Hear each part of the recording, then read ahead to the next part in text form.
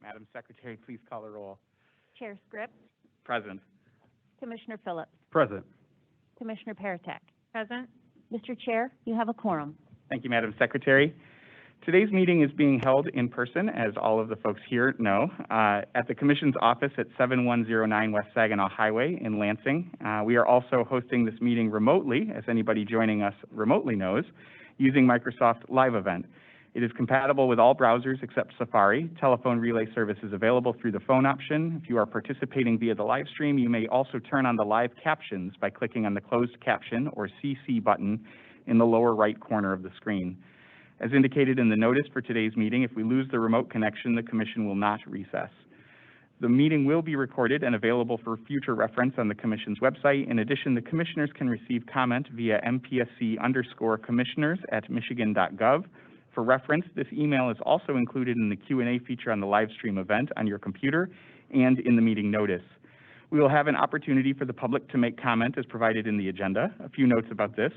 Comments should be limited to one per person and can be made verbally in person or by calling in or in writing via the live stream Q&A feature. And we have also received a number of comments via email, and I'll note those when we get to the public comment period as well. If you are participating via Teams application, you can use the Q&A feature and type your comments in the box anytime during our meeting, and we will have those queued up to read. The Q&A function should be used to submit public comments directed to the Commission. If you would like to make verbal comments, you must do so either in person or by calling into the meeting by phone. And to minimize disruptions, attendees participating by phone will be muted until we reach the time for public comment. We have a relatively light agenda today, so we've got plenty of time for public comment, and it's good to see you all here. The first order of business today is the approval of the agenda. Commissioner Phillips? Thank you, Chair. I move for approval of the agenda for today's Commission meeting. I second the motion. Is there any discussion?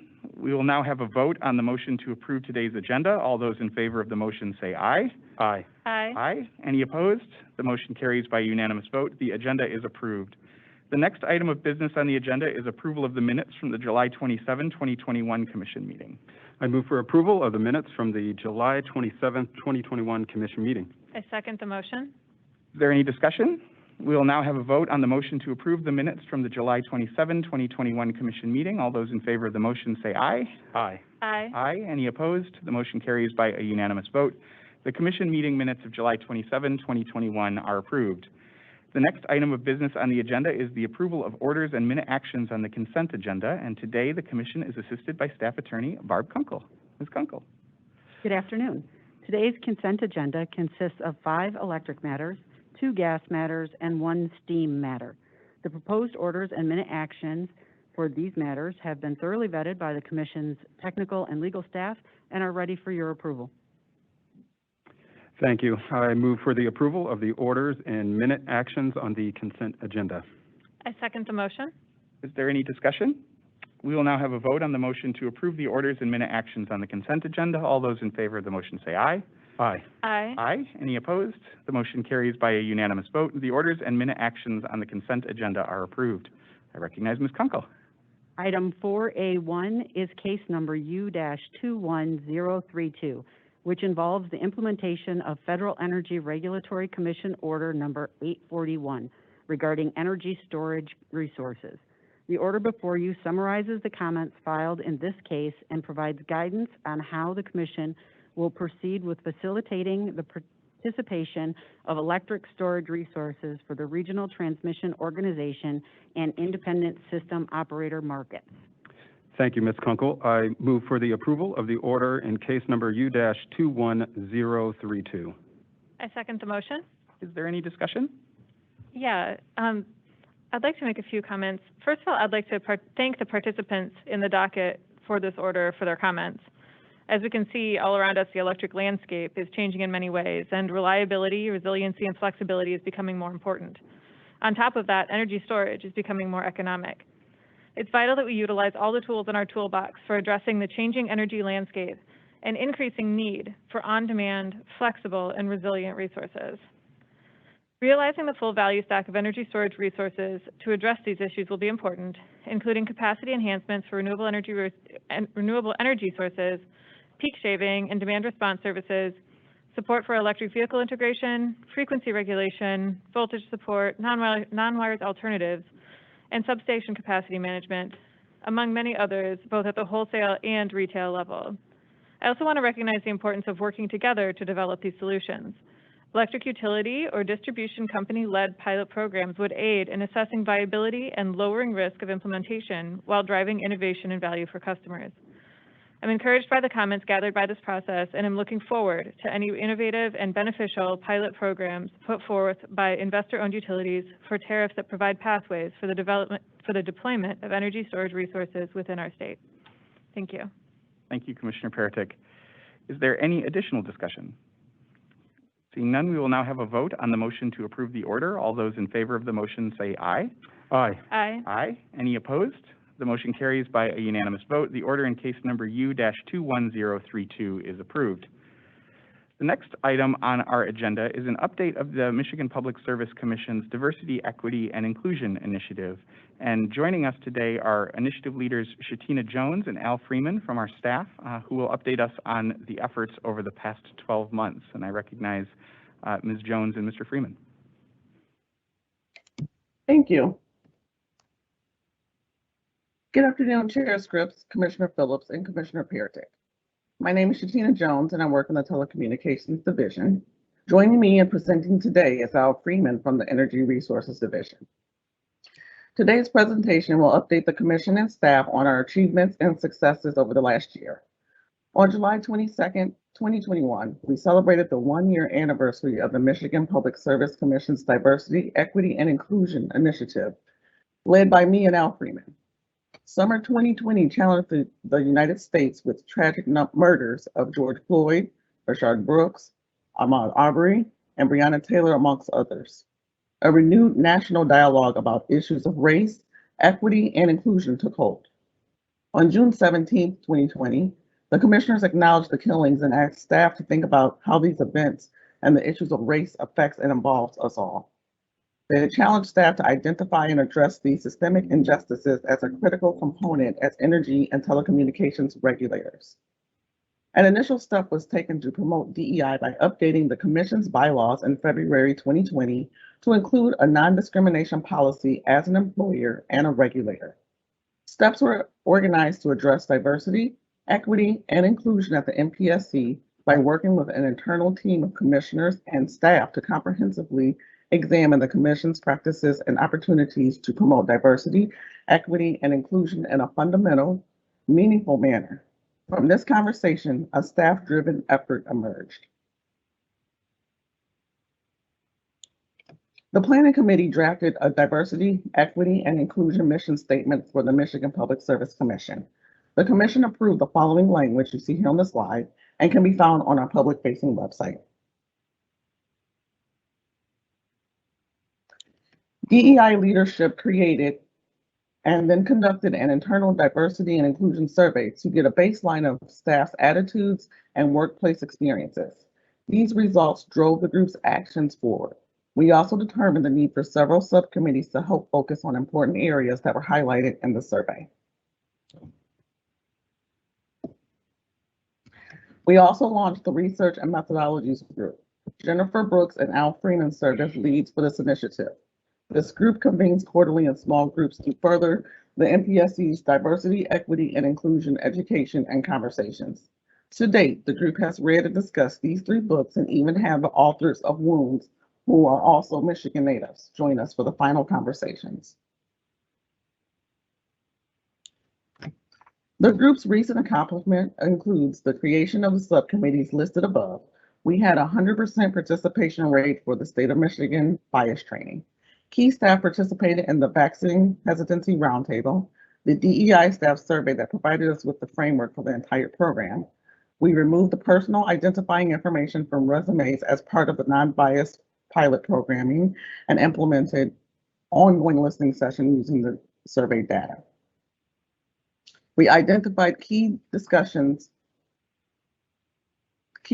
topics and explored further. Thank you. A rotating panel of commissioners and staff had discussed their attitudes towards DEI in the workplace, discrimination and harassment, and recruitment, hiring, and retention. Future topics may include, but are not limited to, leadership at the MPSC, inclusion in regulatory and policy and practice. And I also would like to note that we have used the non-biased pilot program on 718 applications, and that resulted in 17 new hires. These sessions have allowed us for an honest dialogue and increased awareness of different perspectives in regards to the listening sessions. And we just finished the third one, and we'll have 2 more scheduled before the end of the year.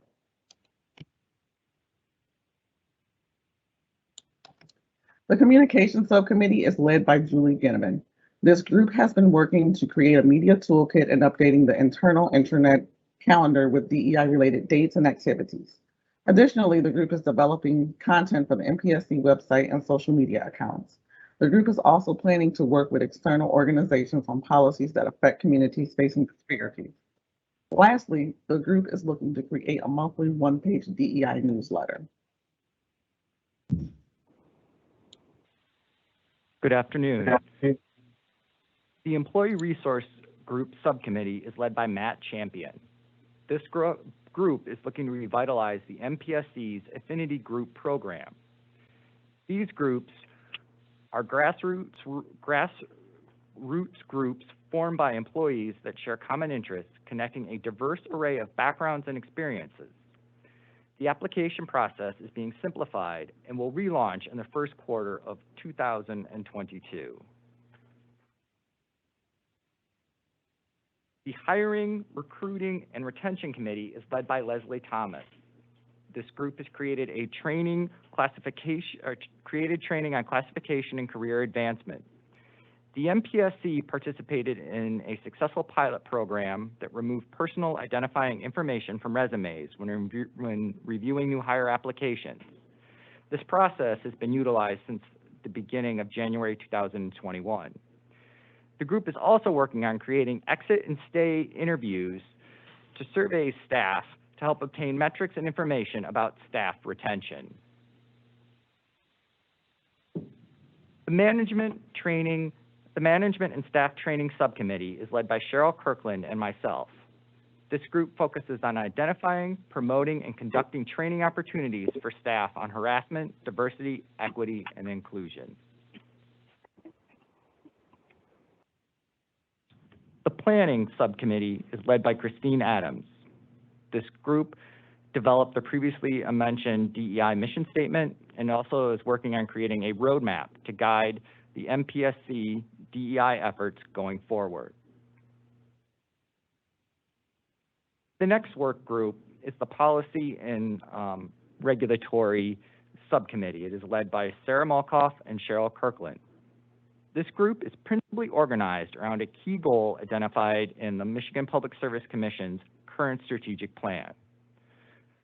Quote, to examine the MPSC's role in addressing the impact of systemic racism and other forms of discrimination on energy and telecommunications infrastructure, investment services, and addressing the needs of impacted customers and communities, end quote. In working towards this goal, staff is engaged in the following efforts: encouraged additional data points around racial and ethnic demographics, examination of an environmental justice, and more granular geographic data to be included in rate case filing requirements, as well as an evaluation of integrated resource plans, explored ways in which staff can incorporate additional equity-related questions and audit and discovery data requests, initiate conversations with key stakeholders, inviting feedbacks on the ways in which the Commission can better incorporate an equity framework into its decision-making, and to research other state commissions, nonprofit initiatives, utilities, and academic resources that may have specific criteria for equity evaluation.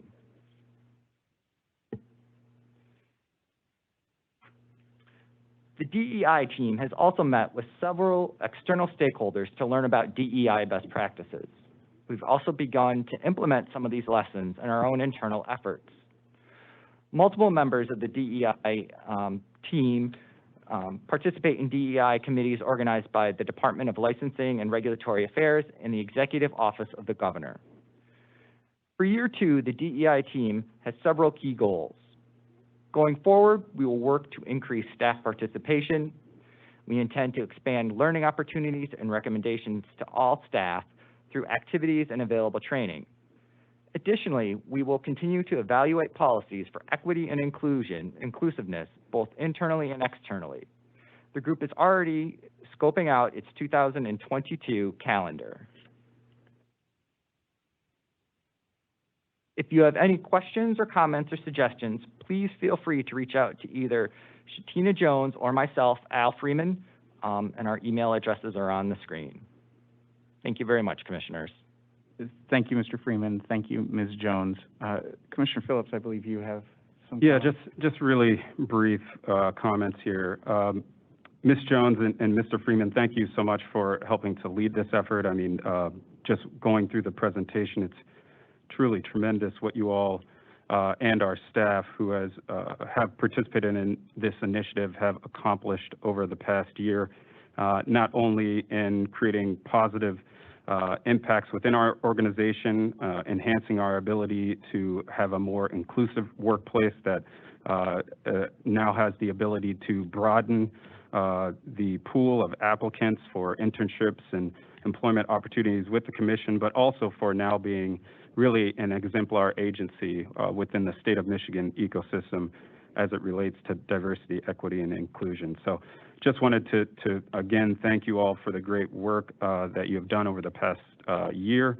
There's certainly more to be done, and it must be emphasized that this work not only benefits us in terms of our internal capacity as an organization, but perhaps most importantly, it enhances our ability to serve in a role as regulators in the state of Michigan and allows us to more effectively and genuinely serve the citizens of the state of Michigan. And so that just must continue to be emphasized. And again, I thank you for the presentation this morning and for your ongoing efforts.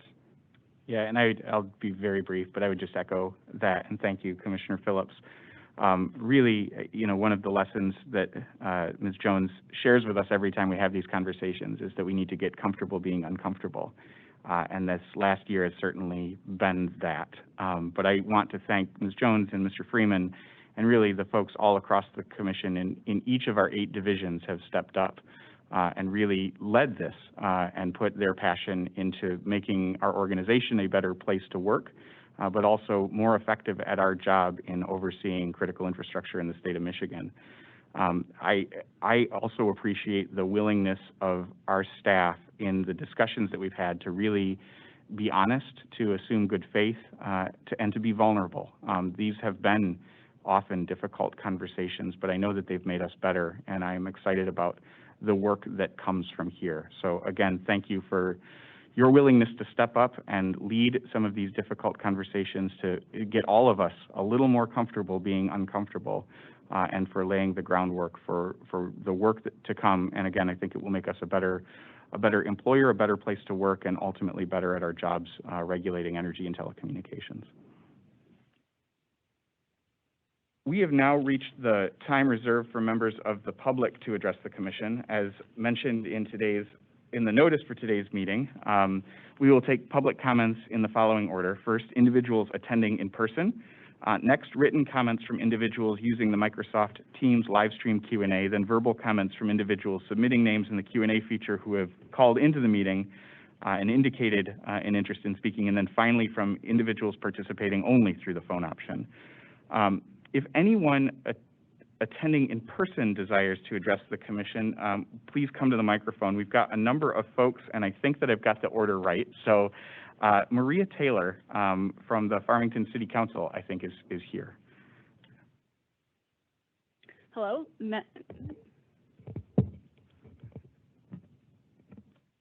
Hello, members of the MPSC. My name is Maria Taylor, and I am a Farmington City Council member. I'm here to advocate on behalf of my constituents in South Farmington, who are experiencing issues with their electrical infrastructure provided by DTE. I do not personally live in the affected area. I live about 1.5 miles north, but I've heard the complaints loud and clear. Residents have reported to me that South Farmington has had 17 outages lasting longer than 4 hours in the past 5 years. In addition, I've been told the area experiences frequent micro outages where the power blinks, the lights flicker, and clocks need to be reset. While these are minor inconveniences, they point to a power grid that is unreliable and needs investment. For some families, the outages are major. There are residents in the neighborhood relying on life-saving equipment that needs power. There are others relying on life-sustaining medicine that needs to be refrigerated. Some of the meds have to be thrown away, which results in high costs that are borne by residents, whether that's directly or indirectly through higher insurance costs. As you will hear from residents today, this has been an ongoing issue. After all, if it weren't an issue, you wouldn't have people taking a day off from work and driving more than an hour each way to lodge our complaints. In my capacity as a council member, if our infrastructure is failing, if it is outdated, or puts the well-being of residents in jeopardy, we invest the funds needed to solve the problem. I would like to see a specific plan from DTE on what needs to be fixed, how much they'll spend on fixing it, and most importantly, when it will be fixed. Recently, I heard about DTE upgrades in Brighton, Plymouth, and Grosse Pointe that resulted in fewer outages, shorter restoration time, and improved resiliency of the electric system during severe weather. DTE reports that in areas where work has been completed, reliability has improved up to 70%. That is what we want for Farmington, and work done in these cities proves it's possible. I also read that DTE will be investing $20 million in the city of Ann Arbor to upgrade the electrical grid in portions of the city. My city may not be as large as Ann Arbor, but our residents and businesses pay the same rates for the electricity they use. Don't my city, my residents, deserve the same kinds of investments to provide an electrical grid and reliability fitting for 2021? Thank you. Thank you, Councilmember Taylor. Up next, we have Joe Larussa. I'll let you give your title. I think it's Deputy Mayor. Greetings, members of the Michigan Public Services Commission. My name is Joe Larussa, and I'm currently the Mayor Pro Tem in the city of Farmington. So my colleague, Councilwoman Taylor, summarized a lot of the pain points that you've heard from our residents.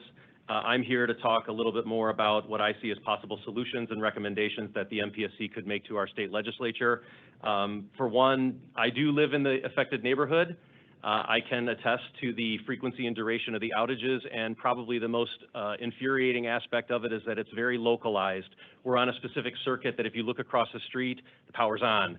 And that is probably the most infuriating item that comes to my attention from my constituents, and the fact that I live in the neighborhood makes me a convenient sounding board for them. I would say that, just to kick off, I'm very concerned as a business person myself that perhaps a business decision has been made to just bubble gum and keep it running. It's cheaper to pay overtime and just bubble gum it instead of making the required investment to permanently fix the problem. I've also heard comments that DTE outreach personnel saying that permanent fixes would result in rate increases.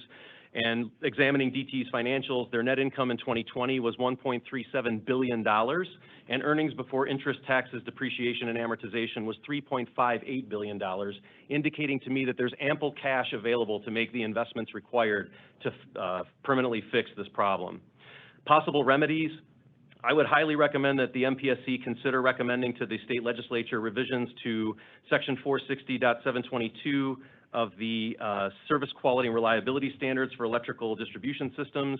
90% within 36 hours, restoring power within 36 hours to 90% of affected people is way too lenient. As somebody who works in automotive, another regulated industry, I can't think of a single key performance indicator that's as lenient as that one. And we have a mobile product that moves around and has to keep people safe, not a stationary product or stationary infrastructure-based product that should be able to be easily hardened and secured from weather events. I further feel that a frequency metric should be added to the rules. I feel that frequency speaks directly to the Commissioner Peritik's comments about resiliency and reliability. It's one thing to deal with a singular event. It's another thing to look for patterns over time. That's a different kind of failure mode, and I feel that it's not currently addressed in the regulatory standards.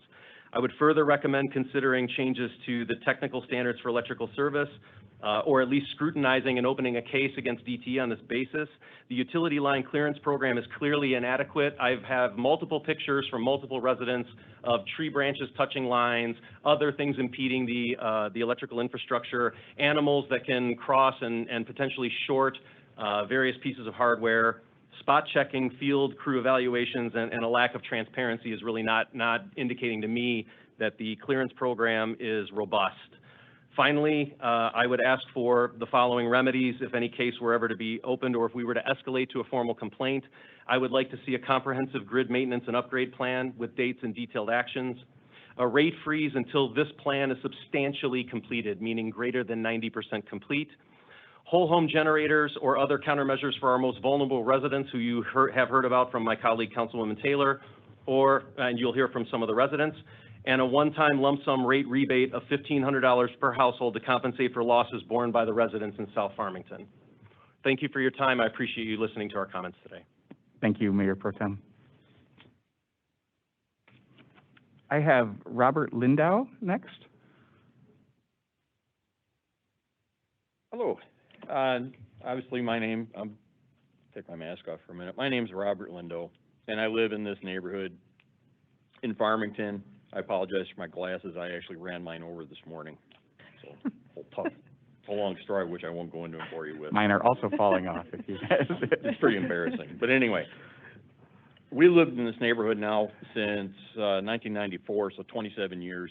Shortly after we moved in, a lot of neighbors had talked about, be careful of, the electrical issues and watch out for floods and the issues with that, which they all suggested buying a generator, which in 1994 was kind of like something shiny, like your friends kind of laugh at you, like, yeah, right, you got money to spend on a generator. Shortly after that, we realized, no, this really is an issue. So obviously, because of rainstorms and everything else, you get all kinds of issues. And of course, if the power's out, you can't run wet vacs and things like that. So we ended up having to buy a generator. That generator just happens to have worn out. I just had to buy one last month. This is, it just, the other one gave up the ghost. So I bought one that hopefully now as I'm getting older and hopefully my wife can start, I bought a Honda. So that was $1,300 for the new one. It's a small one, it's just an inverter. But more than anything, it's why am I bothering? This isn't like just to run a fan or whatever. This is primarily to keep refrigerated goods and things like that. And it's not just the loss of food, which obviously anybody that, you guys have run into that, you understand. But it kind of comes with the territory. You expect some of it. But as you've heard, ours goes off and goes off and goes off. And it's not just for 5 minutes, which it is quite often. I can't tell you how many times I've been late for work because, you wake up like, oh my gosh, what time is it? But when we lose power, it's out and you lose all kinds of food and whatnot. But from a medical standpoint, once again, not only am I getting older, my wife's getting older, we've got CPAP machines, which isn't that big a deal. You can get along without it, if it doesn't work. But we've got a son that has Crohn's disease, which if you're not familiar with it, one of the treatments, or at least for him, is they give him a drug called Remedies. And now through Blue Cross, you have to get that at home. So you get they come to your house to give you the medicine, or it's an infusion, so it's a drip kind of a deal. And for them to be able to do that, they send the medicine to your house, this Remedies stuff that it's there 4 or 5 days usually ahead of time. So you got to keep it refrigerated until just before the nurse gets there and gives them the infusion. I'm not trying to bore you with the details of this, but as I just looked at the last bill before I came here today, it's $9,500, and he gets it every 2 months. So if you lose that, not only obviously do I hit my deductible in a hurry, but it's an awful lot of money. Whether I'm paying for it, Blue Cross is paying for it, or whoever else. Consequently, we've got to be able to have a generator or whatever, because I can't, you never know when it's going to happen. Is it going to be out for 5 minutes? Is it going to be out for 4 days? If it happens to coincide when he's getting his medicine, we're in a world of hurt if we don't have electricity. So I'm just working or trying to explain that side of it, where it's a real pistol to try and work around, and there isn't.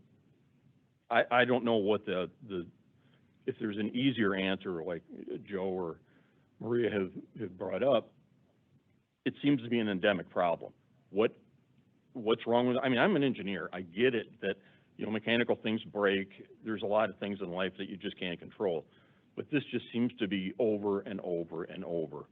I work in the defense industry. If we had this kind of problem, I do a lot of reliability work. If whatever the parts that I'm making and designing, if I had that kind of problem over and over and over, I'd really be hearing about it in short order of obviously something's wrong. It's an endemic issue. So anyway, I don't know. I appreciate all that you guys do. I'm glad that you're here and then you can at least advocate for us. And hopefully you're able to do something, because I'm not sure, and I don't know if any of the rest of us know what to do, but I'm feeling kind of powerless. so appreciate your help. Thank you, Mr. Lindo. Thank you. Next, I have Pam Green. Welcome. Good afternoon, members of the Michigan Service Commission. Today, I am here to speak from a personal level, but I also represent our neighborhoods. For the past 26 years, I have lived in the city of Farmington, Michigan. I have lost count of the number of power outages we have endured during these years. It's almost become comical at times. It has been extremely frustrating and has resulted in both financial and medical hardships. Each year, we hear that DTE is making our area a priority area, or that they will work to improve our grid. They did do some work in the previous years because it used to be when our street was out, across the street was on. Now we're both out at the same time. However, if you turn the corner, they might be on and we're out. We are consistently out. The problem just continues. This past month alone, we had 3 outages. DTE has stated that they are all weather related. However, I have friends that live in other parts of the city where the weather was the same, and they have not faced the number of outages that we have faced.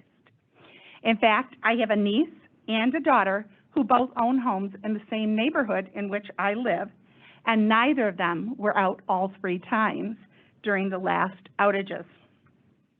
Don't get me wrong, they have had their own share of outages and are as frustrated as we are. Our family has several medical and health issues that require electricity to operate the equipment. My son and I are both asthmatics with nebulizers. We also use air conditioning to regulate the temperature within our home.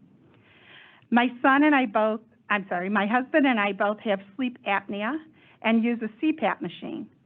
With my husband, he stops breathing multiple times throughout the evening and cannot go without a CPAP machine. My son and my husband also have important medication that requires refrigeration. Together, those medications run our household about $9,000 a month. If they drop below a certain temperature, they are unusable. In the past, I've packed up and stayed at a hotel for not only the electric, but for heat or air conditioning based on the time of year. I have filed claims with my insurance company for spoiled food and paid the deductible.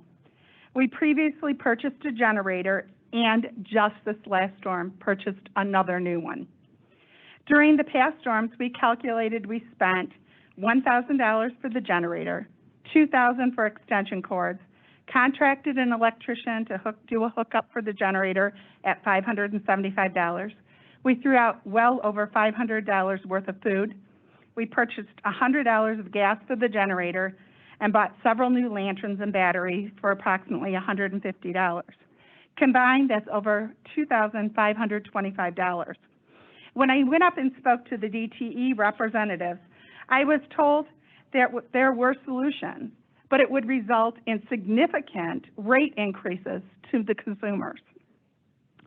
I wondered to myself how much a life is valued at when we rely on electricity to operate and maintain our medical supplies and equipment. We need a solution, and we need it to be a priority. For far too long, we have heard it was the trees in the area, then we heard it was the equipment. At this point, we've had 17 outages in the past 5 years.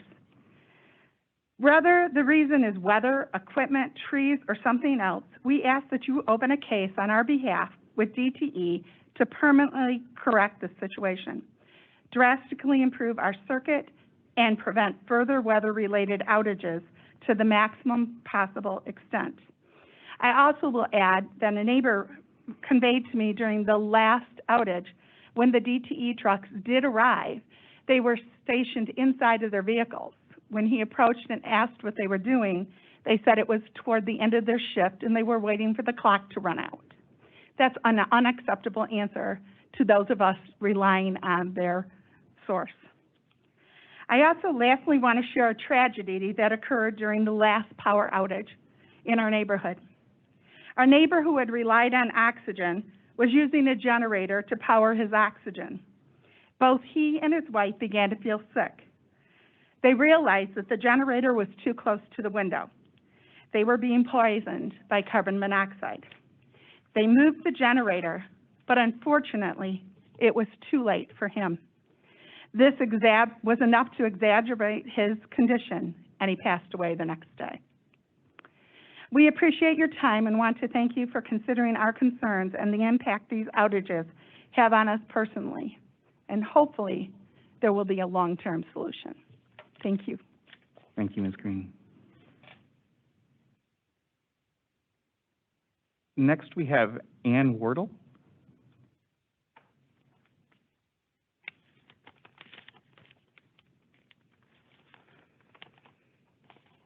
Good afternoon.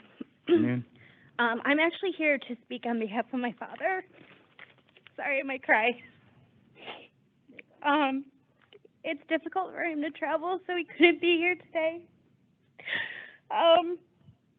He's 73 years old, and in his life has lived in 11 residences in 6 cities in Wayne, Oakland, and Washtenaw counties. He lived in Detroit for 30 years and never lost power.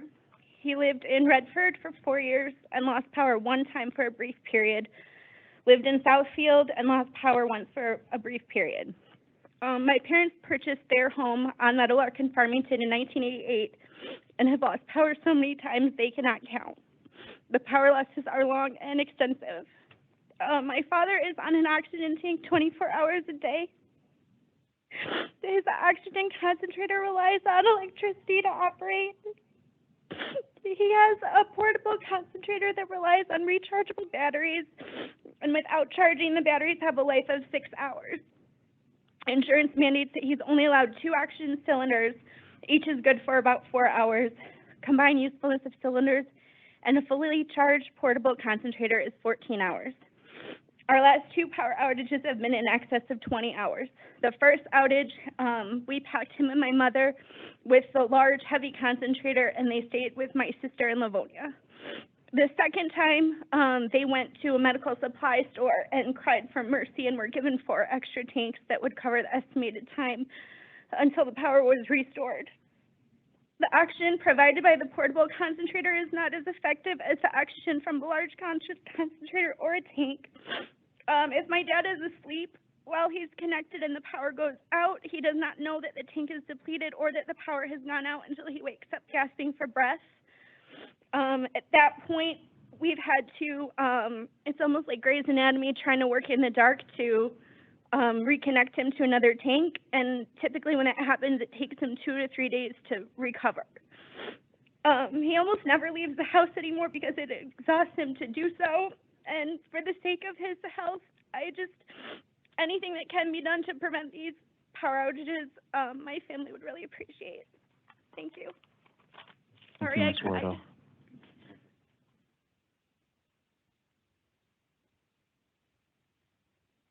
And then finally, I believe we have Councilmember Andrew Mutch from the city of Novi.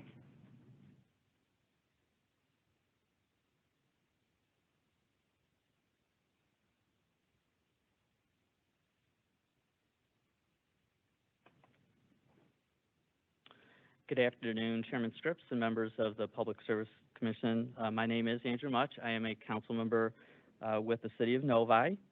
And I'm here today to share the concerns I've heard directly from my constituents about the number and duration of power outages that they've experienced in areas of the city.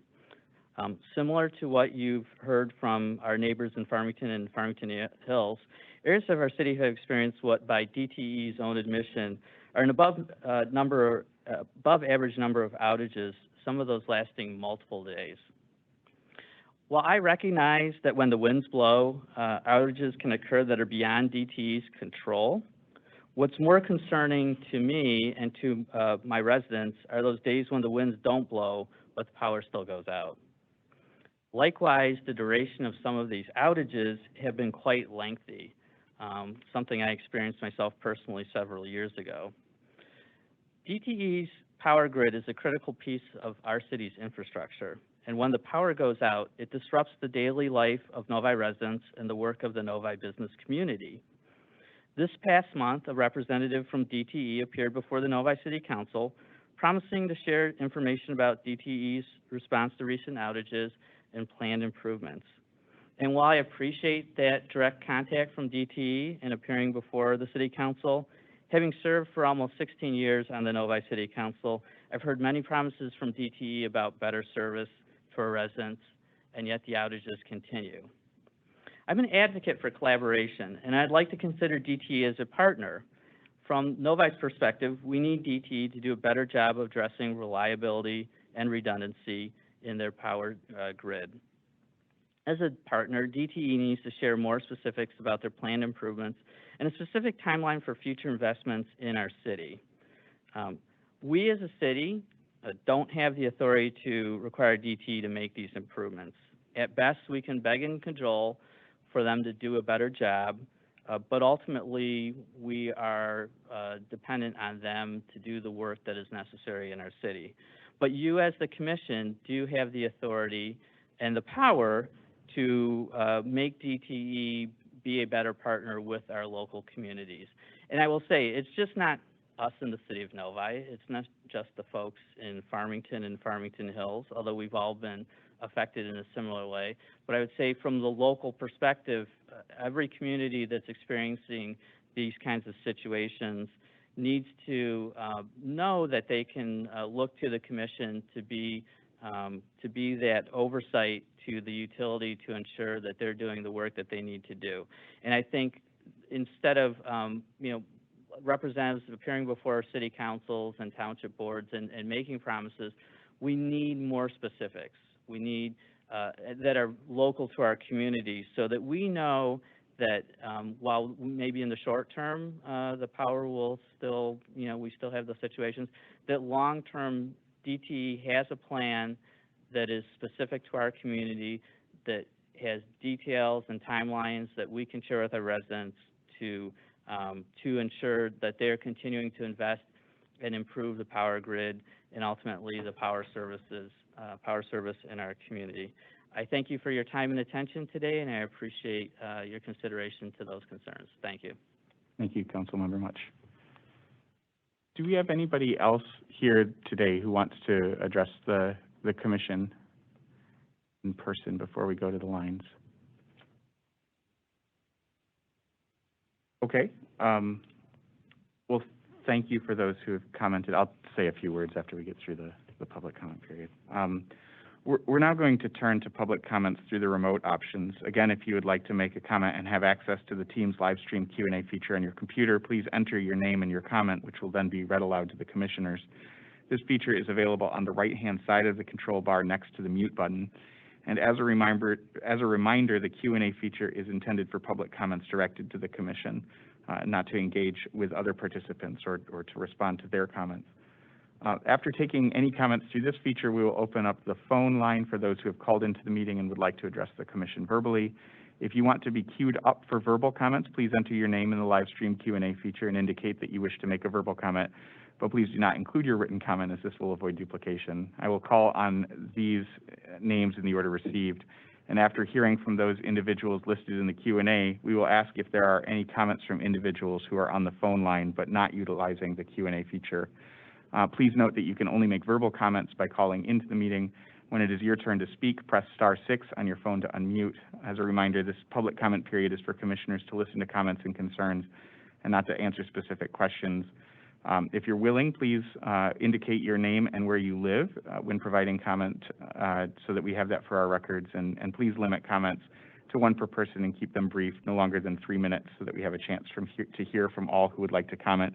And before we open this up, and Ms. Cole, I'm going to ask for your assistance.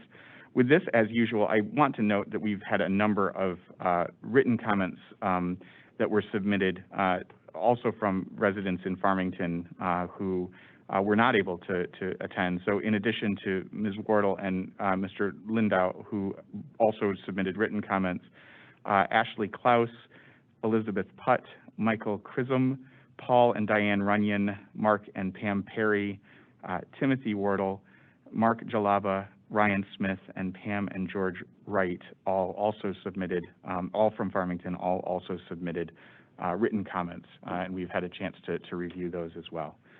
So with that, I will ask Ms. Cole, are there folks who have submitted written comments through the Teams live stream Q&A feature today that you'd like to read aloud at this point?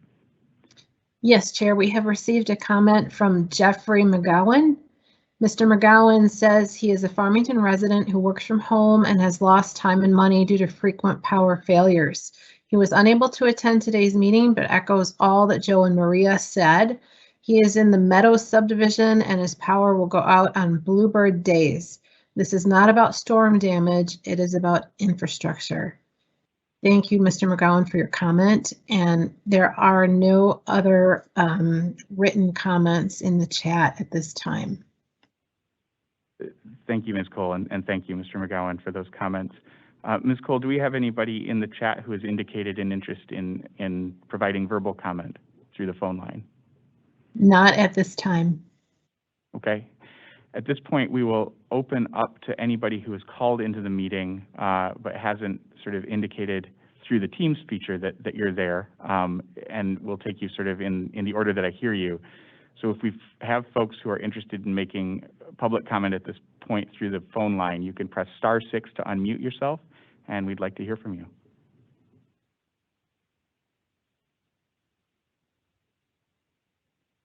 And again, *6 to unmute if there's anybody there that would like to make verbal comment through the phones at this point.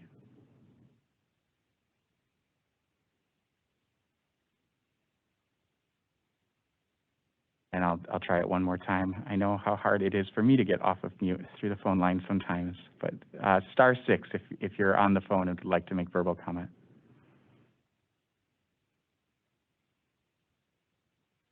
Okay. We are now at the point where we'll close the public comment period. First of all, I want to thank the folks who, Mr. Mcgowan, for the comments through the Teams feature, the individuals who submitted comments through the email, and particularly the folks who came. I know it's an hour, healthy hour each way for those of you, and appreciate your willingness to be here, the elected officials, the local government officials, and particularly the folks who sort of shared the personal experiences and put a human face on what these outages represent to all of you. It's really important that we hear that, and to hear how a power outage is not always just a power outage. It's not the same sort of house to house, family to family, and to hear directly from you and how it affects your father and how it affects you and your husband and your families is highly impactful, and I just want to thank you for that. We do have in the back of the room folks from our Customer Assistance Division. I know a number of you have also submitted complaints or are in the process of doing that. You can do that through our website. You can do that through our phone option, and also you can talk to the folks who are here today. So Ann Armstrong is the director of our Customer Assistance Division, and Chris Forrest is the manager of our Compliance and Investigation section that handles those complaints directly. Mike Byrne is also here, who's our Chief Operating Officer and Chief of Staff, and as well as the three of us, of course. But I encourage you to speak to them if you want to move forward with formal complaints. I expect that some of you do. And then finally, this is something that's been on our radar. Mayor Barnett is an old friend, and I've had the opportunity to speak directly with her about that, and also to hear the stories and to review the comments that we received via email. It is something that we're taking seriously. We've had a number of conversations with DTE. There are also DTE representatives here today. If you want to speak to them directly, they're also in the back. But we've had a number of both in-person and then over Teams and phone call conversations specifically about Farmington and Farmington Hills, the status of the circuits there, when it was last trimmed, when it is expected that it will next be trimmed. I think for one of the circuits, it's later this year, or at least the beginning of that process. And the other one, I think, was trimmed more recently and is at this point, I think, on a 2023 schedule. But I want you to know that we're taking it seriously, that we're investigating this, looking into both the sort of weather-related outages and sort of how we can ensure that the tree trimming that we've seen deliver results in other places can deliver the same results and when that can be expected, as well as some of the potentially non-weather related issues that have happened. I'd also say that this commission has been focused on reliability issues. We've got a long way to go, and that's pretty clear. But for the last several years, in the DTE rate case in 2019, we approved a tree trimming surge to try and accelerate the tree trimming efforts, putting money behind it, allowing for an expedited recovery process for that, but to try and get the time between tree trims shortened to address at least the vegetation-related issues contributing to reliability. Both DTE and consumers and also Indiana and Michigan have to file now distribution plans where they lay out exactly some of the plans that you're talking about. Consumers has finalized theirs. DTE's draft plan was filed just earlier this month. There's currently an opportunity for the public to weigh in and encourage you to do that. We can share that information with you.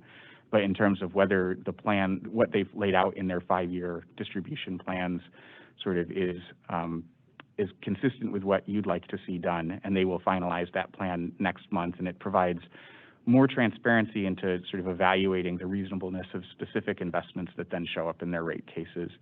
But because of the concerns that we've had, we've also required in both DTE and consumers' last rate case that they bring forward as part of these distribution plans specifics on how they're going to improve their distribution performance, reducing the number of outages, reducing the duration of outages when they happen, reducing the number of people who are experiencing repetitive outages, and including financial incentives to get better performance, and then also some penalties if they continue to struggle. And so, again, these are draft at this point, but they are for DTE. They're finalized in the consumer side. But there are some things there. And the last thing I'd say is, Mayor Pro Tem Larussa, you mentioned some things about our service quality rules and technical standards for performance, and we are in the process of updating those. We've had about 2 years of stakeholder input. We're at about the point where we're starting formal rulemaking, but we intend in a number of ways to tighten those, to increase the credits for outages, to make those automatic, and a number of other things. So we can share where the status of that work is. There's been a lot of work that's gone into that, but this is really, in some ways, the starting point then for the formal part of that process, and encourage you through associations or individually to participate in that as well. But it has been an area of focus for a number of years. I think we acknowledge that we have more work to do, and really trying to use every tool in our toolbox to try and improve the performance of the distribution systems. Commissioners, do you want to say anything? I concur, and thank you for the comments as well as the overview, Chair. Also, thank you. Please do not apologize for going into great detail about some of the issues that you're facing in your neighborhoods or with your family members or friends. Please do not apologize for the emotion that you showed here today.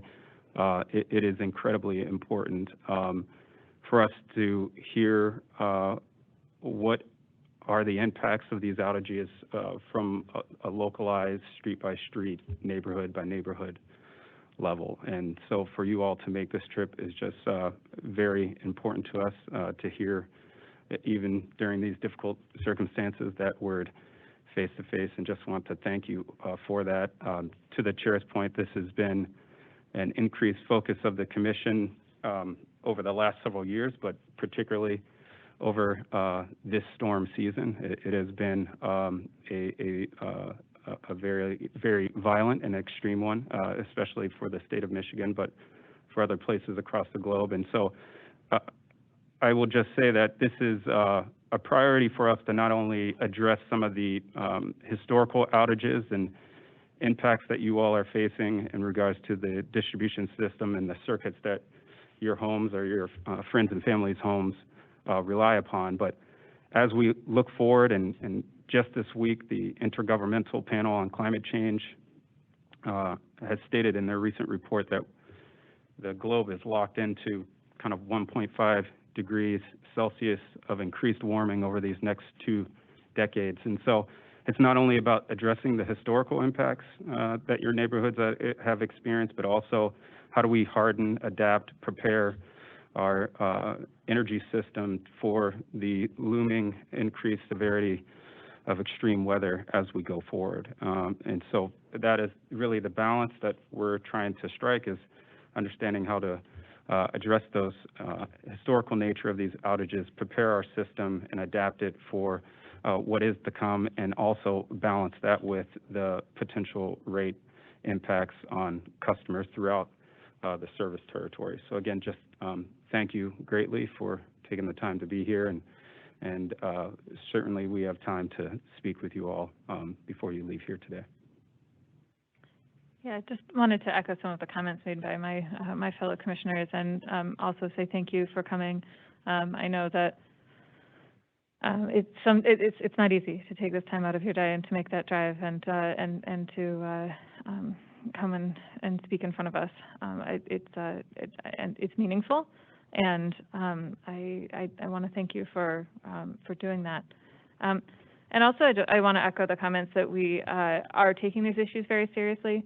As Chair Scripps mentioned, there are a lot of improvements that we're working on and working to be made along with the utilities and all of our stakeholders. And it's our job to ensure that these improvements happen, and that they happen in an affordable manner. The reliability and resiliency of our electric grid is one of the it's part of our mission statement as a commission. And we do take it very seriously. Robert, I'm also a reliability engineer by background, so both in the aerospace and in the energy storage industry. So I understand the importance of this and the challenge of actually affecting it. So I just wanted to say thank you and let you know that we do appreciate hearing directly from you who are most directly affected by this work.